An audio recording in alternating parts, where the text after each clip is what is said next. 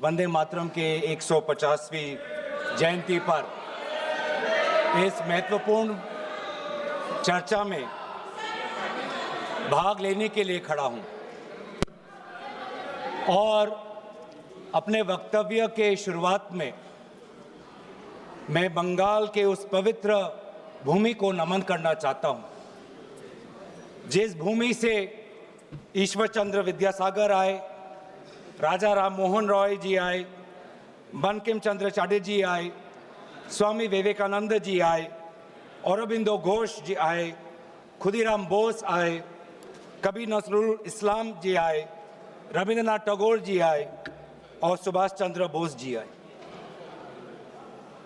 वाकई में बंगाल की इस पवित्र भूमि में एक अद्भुत ताकत है जिस भूमि ने हमारे देश को न सिर्फ हमारा राष्ट्रगान दिया लेकिन राष्ट्रगान के साथ हमें राष्ट्रगीत भी दिया।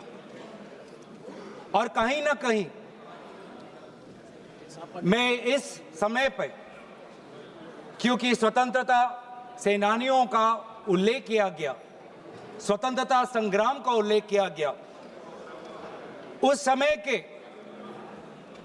कवि, लेखक जिन्होंने ऐसे शब्दों का प्रयोग किया, ऐसे कविताएं रची, ऐसे गीत रची, जिन गीतों के साथ, जिन शब्दों के प्रेरणाओं के साथ लाखों के तादाद पर स्वतंत्रता सेनानियों ने अंग्रेजों का जुल्म सहने की ताकत मिली। वे ऐसे शब्द थे, वे ऐसे गीत थे, वंदे मातरम, रविंद्रनाथ टैगोर जी के Where the mind is without fear, वो गीत झंडा ऊंचा रहे हमारा, वो गीत सरफरोशी की तमन्ना, वो गीत विद्रोह, वो गीत इंकलाब जिंदाबाद, वो स्लोगन करो या मरो, जय हिंद, सत्यमेव जयते, भारत छोड़ो। ऐसे कई नारे थे, ऐसे कई गीत थे जिन गीतों ने, जिन शब्दों ने हमारे स्वतंत्रता संग्राम में हमारे भारत के समाज को ताकत दी। वंदे मातरम के इतिहास की और उसके जन्म की बात आदरणीय प्रधानमंत्री मोदी जी ने की। हाँ, जो मंगल पांडे का जो विद्रोह था, उस विद्रोह के विफलता के बाद भारत में एक बेचैनी थी और अंग्रेजों का जुल्म और बढ़ गया था। और ऐसे वक्त में 1872 में बंकिम चंद्र चटर्जी ने, जो पूरे बंगाल में जो रेनेसांस चल रहा था, जो भाषा के संदर्भ में जो एक क्रांति चल रही थी, उस क्रांति में वो भी एक महत्वपूर्ण धारा थे। जिस क्रांति में राजा राम मोहन रॉय भी थे, जिस क्रांति में ब्रह्मो समाज भी था, और उन्होंने 1872 में वो पहले दो पंक्ति लिखे जो आज हमारे राष्ट्रगीत के भाग में हैं। 1872-75 के बाद लगभग 9-10 सालों के बाद उन्होंने आनंद मत लिखा, जहां पर उन दो पंक्तियों में उन्होंने और कई पंक्तियां जोड़ी। और आनंद मत के संदर्भ में लिखा गया,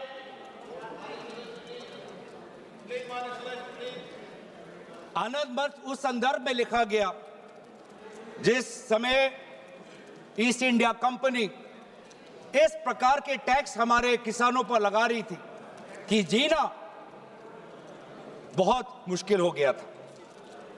लेकिन वाकई में ये जो एक गीत था, जो आनंद मत में उल्लेखित था, वास्तविक रूप में ये नारा कब बना?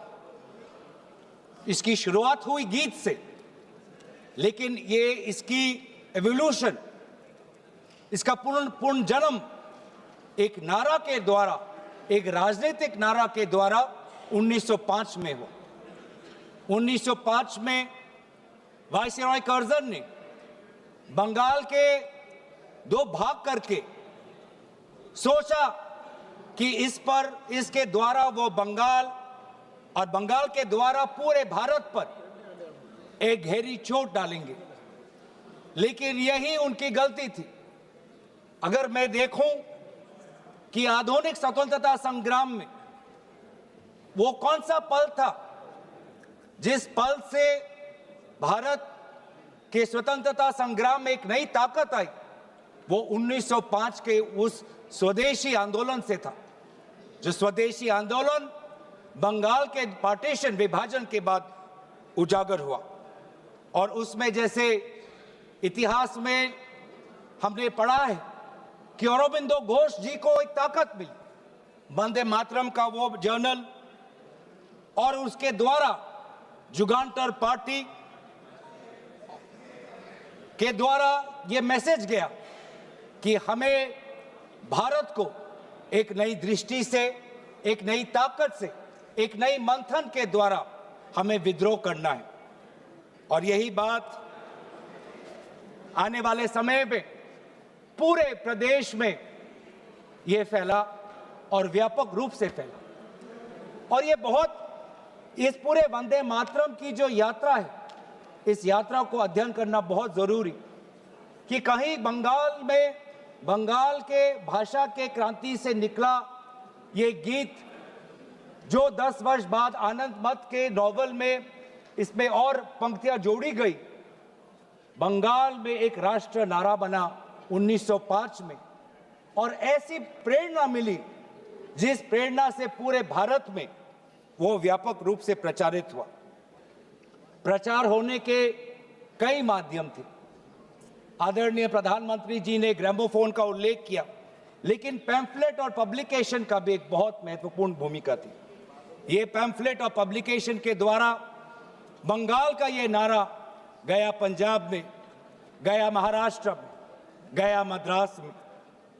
ट्रांसलेशन के द्वारा आदरणीय सुब्रमण्यम भारती ने जिस प्रकार से 1905 में इसकी ट्रांसलेशन की, 1908 में इसकी ट्रांसलेशन की, तो कई जगह पे ये कन्नड़ में, तमिल में, तेलुगु में, अलग अलग भाषाओं में आनंद मत और आनंद मत के द्वारा पूरे वंदे मातरम की जो व्याख्या है, जो मूल भाव है, पूरे देश में फैला। खुदीराम बोस जी का उल्लेख यहां पे किया। और हां, जिस प्रकार से कोर्ट ट्रायल्स हुए, सिर्फ खुदीराम बोस जी का नहीं, अरबिंदो घोष जी के भी कोर्ट ट्रायल से पूरे देश को यह दृश्य दिख रहा है कि किस प्रकार से वंदे मातरम के द्वारा हमारे स्वतंत्रता सेनानी ब्रिटिश का विद्रोह कर रहे थे।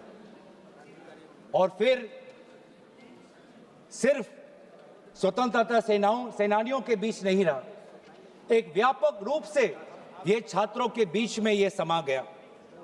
वंदे मातरम का उजागर राजामुंड्री आर्ट्स कॉलेज में किया गया, कोकानाडा आर्ट्स कॉलेज में किया गया, गोदावरी, कृष्णा, गुंटूर तक फैला, बांग्लादेश उस समय के मैमन सिंह सिटी कॉलेज तक पहुंचा। और यहां तक भी नहीं, बाहर जब जो हमारा तिरंगा ध्वज जब 1907 में पूरे विश्व में प्रकाशित किया, तो उस तिरंगा झंडा में भी वंदे मातरम उल्लेखित था। कला के द्वारा भी अवनींद्रनाथ टैगोर, उन्होंने एक पेंटिंग, एक चित्र इससे प्रेरणा लेते हुए किया। तो कहीं ना कहीं हमारे पूरे स्वतंत्रता संग्राम में कला, साहित्य का एक बहुत महत्वपूर्ण भाषा और बहुत महत्वपूर्ण भूमिका रही है।